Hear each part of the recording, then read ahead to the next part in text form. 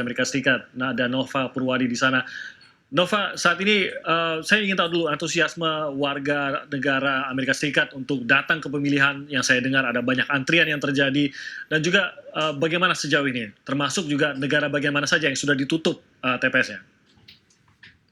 Ya Timothy, ini menarik sekali karena jauh sebelum berlangsungnya Pilpres, begitu negara bagian atau daerah pemilihan yang bersangkutan membolehkan adanya pemilih datang secara awal ke TPS atau meminta surat suara disampaikan lewat pos. Ini terjadi membludak sekali jumlah pemilih Amerika Serikat yang akhirnya memilih lewat pos. Menurut pantauan di United States Election Project yang diselenggarakan oleh University of Miami, jumlah warga Amerika Serikat yang telah memberikan suara mereka sebelum hari H mencapai sekitar 101 juta orang. Ini angka yang sangat tinggi dan jauh melebihi angka pemilih awal sebelumnya dalam pilpres-pilpres sebelumnya, karena total pemilih pada 2016 sebagai perbandingan adalah 130 juta orang. Dan karena itu diperkirakan bahwa jumlah partisipasi politik dalam pilpres kali ini, menurut pengamat dari University of Florida, Michael McDonald, bisa menembus 67%. Angka yang belum pernah dicapai dalam pilpres Amerika di era modern, dan terakhir kali mencapai atau menembus 65% adalah pada 1908. Jadi memang minat warga Amerika Serikat untuk mengikuti pilpres sangat tinggi, tapi ini banyak disalurkan lewat pemilihan secara awal dan juga pemilihan lewat pos. Dan di beberapa negara bagian yang kami pantau, di Virginia dan juga California misalnya, tim kami mencermati di TPS yang mereka pantau, jumlah antrian atau besarnya antrian justru tidak terlalu besar, mungkin karena sebagian besar warga telah menyalurkan suara mereka secara lebih awal. Nah, di belakang saya ini ada Electoral College Map atau peta Electoral College yang menunjukkan negara bagian mana saja yang sudah jatuh ke kolom Partai Republik, yang dilambangkan di sini dengan warna merah, Partai Petahana Presiden Donald Trump. Lalu mana yang jatuh ke Partai Demokrat, yaitu untuk capres Partai Demokrat Joe Biden. Dan di sini tampak sekali hanya beberapa negara bagian yang sudah beralih merah atau biru. Ini karena hasil di masing-masing negara bagian ini masih belum bisa di-call atau ditentukan, sehingga belum bisa ditentukan apakah masuk ke kolom biru atau merah. Nah, semakin larut malam waktu Washington DC, tentunya semakin banyak negara bagian diketahui arah dukungannya, sehingga semakin banyak lagi akan ada merah, lalu biru. Banyak negara bagian telah menutup TPS mereka masing-masing sehingga memungkinkan terjadinya penghitungan suara. Di antaranya adalah Florida yang diperebutkan banyak orang, dan juga North Carolina yang juga diperebutkan kedua kubu. Untuk sementara ini penghitungan suara menunjukkan Joe Biden agak kesulitan untuk meraih Florida karena antara lain basis masa pendukung Donald Trump dari warga Amerika Latin keturunan Kuba masih sangat kuat mendukungnya, terutama di daerah Miami dan sekitarnya.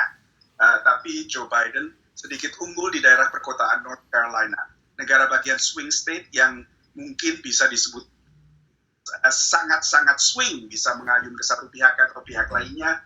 Dan di situ Joe Biden cukup unggul di daerah perkotaan dan pinggiran perkotaan. Dan ini negara bagian yang dimenangkan Barack Obama pada 2008 dengan hanya 14.000 suara. Salah satu selisih tertipis dalam Pilpres 2008 saat itu. Itulah sejumlah negara bagian yang sudah memilih dan kini sedang dipantau penghitungannya, Timothy. Oke, Nova, tadi Anda mengatakan bahwa sebagian besar justru mengirimkan melalui pos. Ini mungkin salah satu pemilihan melalui pos terbesar dalam sejarah pemilu di Amerika Serikat juga, mengingat ada 101 juta yang mengirimkan. Bagaimana ini juga akan mempengaruhi salah satunya entah itu quick count ataupun penghitungan hingga mendapatkan hasil akhir dari Pilpres Amerika Serikat ini? Butuh waktu berapa lama? Nah itu, untuk setiap negara bagian peraturannya berbeda, bagaimana cara memproses dan menghitung surat suara yang masuk lewat pos maupun surat suara yang telah diberikan secara awal secara fisik. Ada negara bagian yang membolehkan langsung diproses jauh hari seperti Florida. Makanya Florida kita bisa mengharapkan sudah bisa ada hasil akhirnya dalam beberapa jam ini. Sementara negara bagian lain tidak demikian. Pennsylvania salah satunya. Pennsylvania juga merupakan salah satu swing state yang diperebutkan kedua capres. Pennsylvania tadinya adalah negara bagian yang aman bagi Partai Demokrat, dan pada Pilpres 2016 banyak ekspektasi bahwa negara bagian ini tetap akan berada di kolom biru.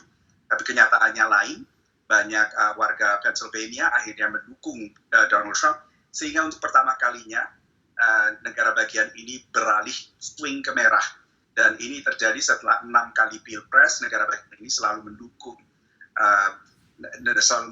capres Partai Demokrat.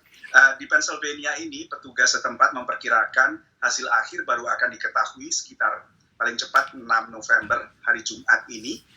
Dan inilah yang menambah kompleksitas Pilpres kali ini, selain masalah COVID dan juga begitu banyaknya membludaknya pemilihan dewan pos. Ini akhirnya juga mempersulit menghitung dan mentabulasi hasil suara, sehingga tidak seperti Pilpres lazimnya yang hasilnya telah diketahui sebelum tengah malam waktu Amerika Serikat atau 12 siang waktu Indonesia bagian Barat. Hasilnya mungkin baru bisa diketahui finalnya beberapa hari datang. Tapi bila Florida misalnya nanti akhirnya jatuh ke tangan Joe Biden atau Donald Trump, maka arah pemilihan bisa segera diketahui. Lalu ada juga Texas, salah satu wild card dalam Pilpres kali ini. Salah satu negara bagian yang mungkin tidak bisa diprediksi dengan tepat, karena negara bagian ini meskipun merupakan kantong Partai Republik, ini negara bagian dengan penduduk terpadat kedua di Amerika Serikat, yang menyumbang 38 suara elektoral. Banyak pihak masih menunggu apakah Texas akan beralih biru untuk pertama kalinya, karena dalam 10 Pilpres sebelumnya selalu berpihak pada merah. Tapi pada pemilu paruh waktu 2018 lalu, persaingan antara senator petahana Ted Cruz dan senator penantang dari Partai Demokrat Beto O'Rourke begitu kompetitifnya dan begitu tipis selisih dukungannya, sehingga banyak memberi harapan bagi Partai Demokrat bahwa Texas lumbung suara bagi Partai Republik akan berubah biru pada Pilpres kali ini. Okay. Tapi Texas baru akan tutup pada pukul 9 waktu setempat, 9 malam waktu Washington DC, yang adalah 9 pagi waktu Indonesia bagian Barat itu. Oke, terkait dengan isu keamanan, kalau kita lihat di media sosial yang ramai juga diberitakan adalah bagaimana banyak usaha akhirnya menutup jendela mereka, display mereka dengan kayu. Apakah kondisi keamanan di sana, terutama pada saat pemungutan suara, sudah ada beberapa insidenkah? Prediksinya seperti apa, dan bagaimana rencananya aparat juga akan menangani kalau memang akhirnya ada insiden yang pecah di tengah penghitungan suara? Ya, memang dalam pantauan sejumlah media, proses Pilpres sendiri berlangsung kurang lebih lancar, tidak terlalu banyak insiden gangguan keamanan dan lain-lain. Meskipun kampanye sempat diwarnai sedikit ketegangan di berbagai wilayah, seperti misalnya konvoi mobil Trump yang berhadapan dengan konvoi mobil Biden dan sebagainya. Tapi dalam hal pengamanan, memang satu hal yang unik dalam Pilpres kali ini, sejumlah pengusaha, sejumlah kegiatan usaha memutuskan untuk melindungi kaca jendela mereka dengan lapisan kayu tebal untuk melindungi dari kemungkinan dirusak atau bila terjadi keonaran. Ini setidaknya terlihat di sekitar Washington DC, terutama dekat Gedung Putih, tempat seperti Anda sebut tadi di Black Lives Matter Plaza sedang ada keramaian dari massa yang umumnya anti terhadap Presiden Donald Trump. Lalu juga di New York, kawasan Niaga dan pertokoan setempat juga menutup jendela-jendelanya. Lalu kami pantau juga di Los Angeles, Rodeo Drive yang terkenal di beberapa film dan juga mungkin banyak warga Indonesia pernah berbelanja di sana, tempat belanja mewah, juga sepi, ditutup, dan jalannya sendiri ditutup, dan toko-toko berlapis, kacanya berlapis kayu. Ini belum pernah terlihat dalam Pilpres AS sebelumnya, dalam beberapa Pilpres terakhir ini. Tapi perlu diingat juga bahwa Pilpres AS kali ini berlangsung di tengah masih tingginya ketegangan rasial dan juga di penghujung demo-demo menuntut keadilan rasial yang sempat diwarnai kerusuhan di berbagai kota, dan karena itu tampaknya berbagai pemilik usaha ini berjaga-jaga agar tidak sampai terjadi perusakan bila satu pihak atau yang lain tidak terima dengan hasil Pilpres atau ada perkembangan yang cukup membuat marah atau membuat mereka akhirnya menjalankan aksi perusakan. Timothy. Baik, Nova, kita nantikan terus bagaimana laporan dari rekan-rekan kita di VOA terkait dengan pemilihan presiden. Semoga semua berlangsung dengan aman.